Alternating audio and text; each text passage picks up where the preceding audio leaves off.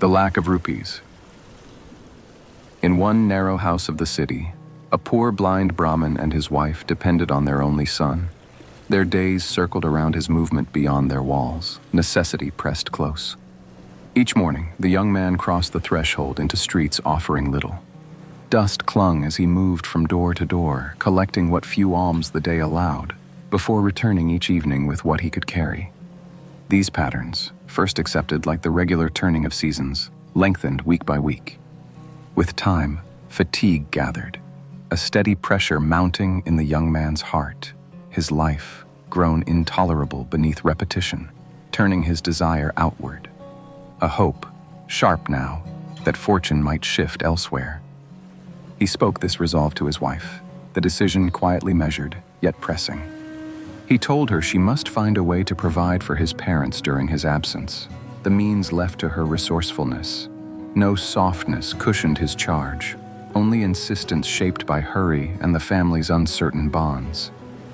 He urged diligence in her care for the old couple, aware of their deep dependency, and warned that neglect might bring anger or a curse from his parents. Consequences cast beyond immediate comfort, reaching into the days ahead. At the break of day, he gathered what food he had, a modest bundle in hand, and set out with his stride marking the steady rhythm of the widening road, each hour unfolding without pause. The horizon shifted, distance accumulating until the shapes of an unfamiliar city emerged distinct against the light. He found his place near a merchant's stone sill, the street alive with commerce, and waited, asking quietly for charity as merchants passed. The merchant paused, measuring the stranger amid the movement. He questioned the traveler about where he came from, what had compelled the journey, and what place he claimed in the world. The answer? He was a Brahmin, seeking alms along the roads to provide not only for himself, but for his wife and aging parents. A brief, weighed silence, then the merchant's face shifted.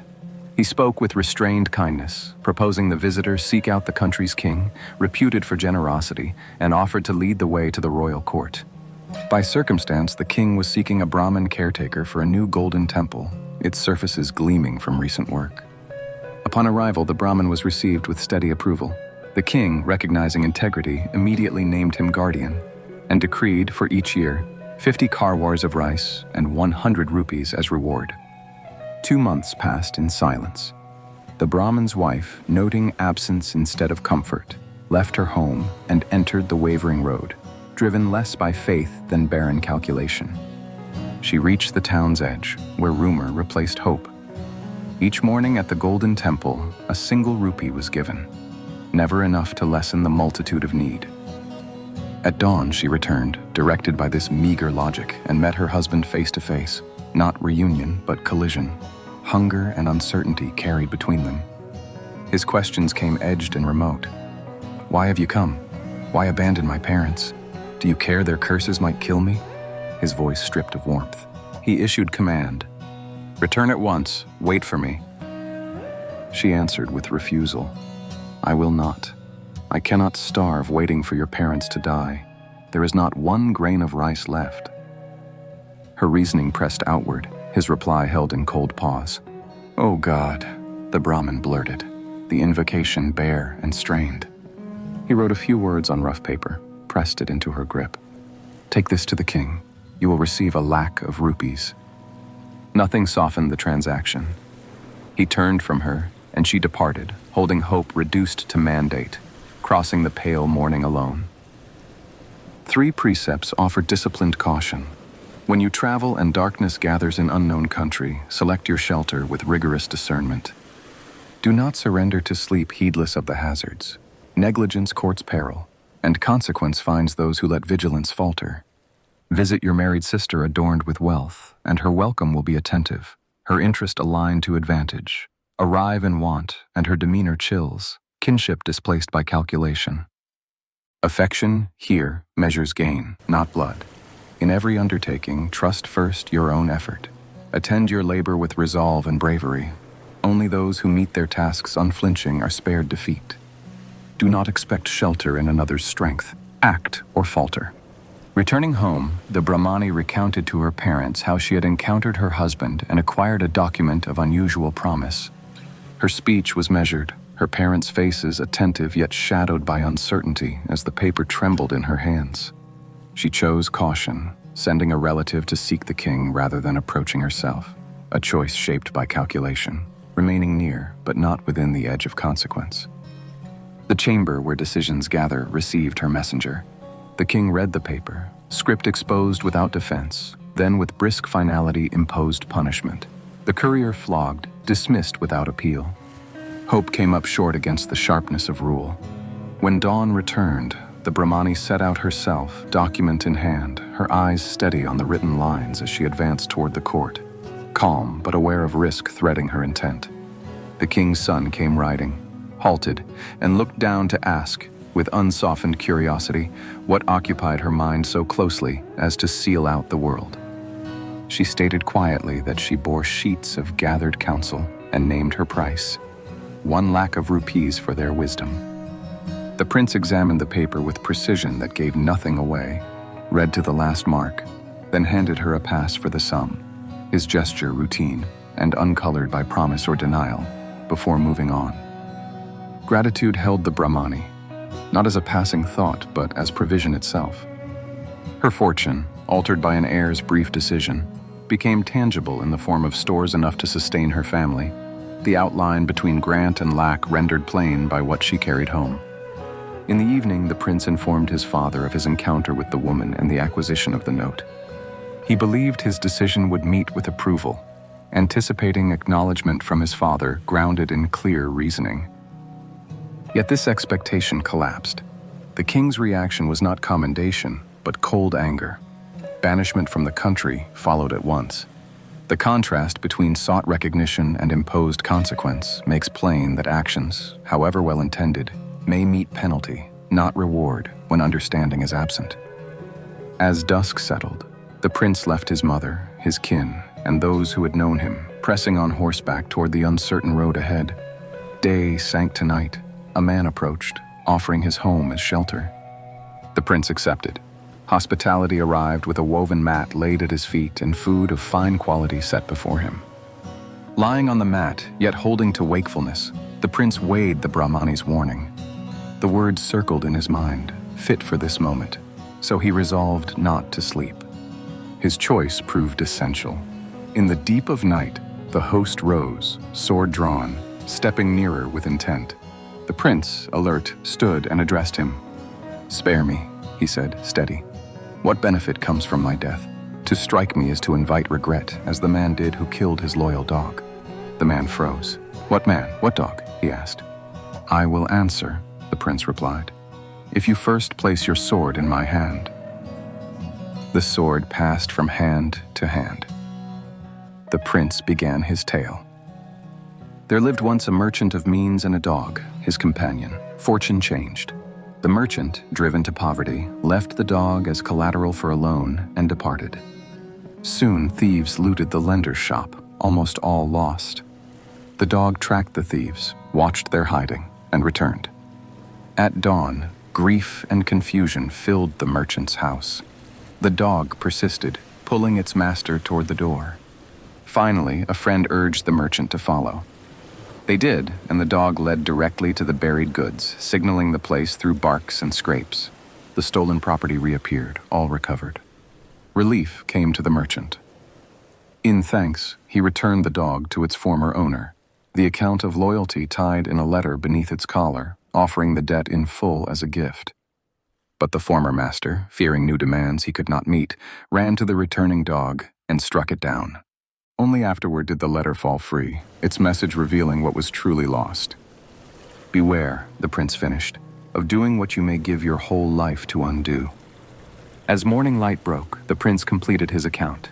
He left the man a token, then rode from that place to continue his uncertain road. The prince crossed into his brother-in-law's land beneath a borrowed identity, adopting the coarse robe and muted composure of a holy man.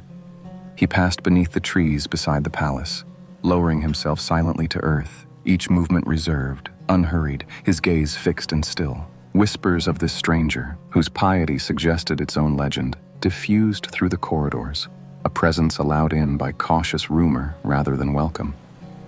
Within the palace walls, the king, turned inward by his wife's worsening illness and the futility of physicians, diverted his gaze to the enigmatic figure beyond the gardens. Some reflexive hope mixed with weary doubt compelled him to send messengers. The reply was dry, careful. The holy man would not enter. Only under the open sky, with king and queen present, might anything be addressed. So, under those terms, the king escorted his unsteady wife to the chosen place. The disguised prince instructed her to bow, and she did so, wordless, remaining at his feet for long hours. When he spoke at last, his instruction was plain and final. Rise, return. Her illness, he declared, gone. That night, the air thickened in the palace. The queen's pearl rosary was missing, and confusion displaced any sense of closure.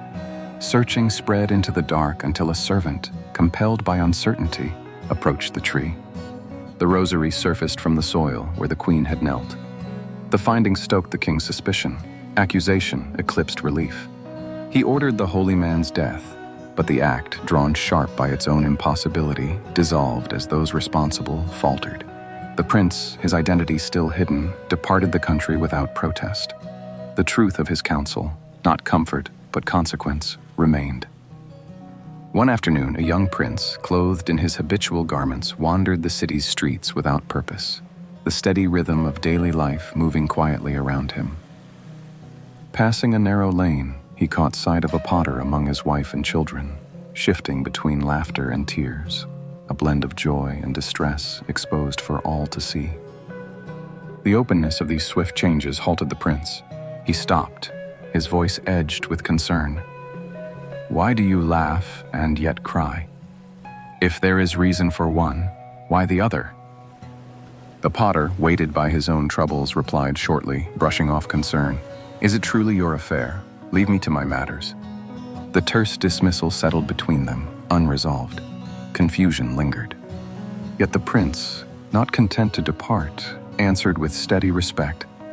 Forgive my intrusion, but let me understand your reason. The request held out, unanswered in sentiment, the distance between them marked by silence. At last, the potter surrendered his reluctance. He spoke of a king's daughter, a princess fated to marry anew each day, for each husband died the first night.